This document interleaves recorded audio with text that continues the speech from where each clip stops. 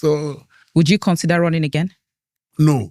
Why? If I would have to pick my money to go and buy a presidential nomination form of about 100 million sometimes, the last one I spent about 50 million buying the form. Yeah, 50 million would have bought me a property, and it was a waste.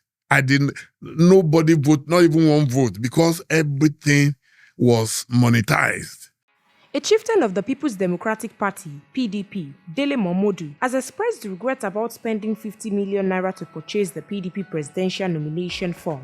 NaijaNews reports that Momodu, while speaking on the Keys to Keys podcast show, described the PDP primary as heavily monetized. The publisher of Ovation magazine revealed that an aspirant gave $30,000 to each of the 774 delegates during the 2022 PDP presidential primary. He also stated that he would not contest for any party's presidential ticket unless they adopted him as a consensus candidate.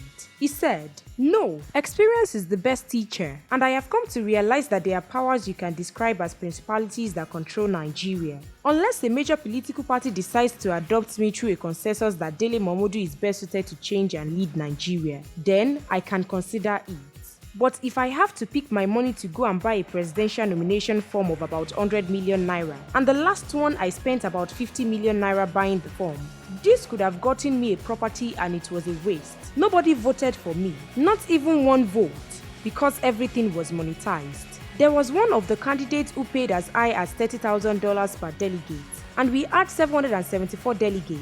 So how do you compete with them? They have stolen the country blind and doing all kinds of deals to make money, especially those in the oil-rich areas. It is not easy, and that's why you can't compete with them. That's why they insult Nigerians anyhow because of the amount of money available to them in raw cash. There is no country in the world where people control raw cash like Nigeria. The bulk of their money is not in any bank, so they are not traceable. If today you ask some politicians that, look, you need $500 million to become a president, they will find it.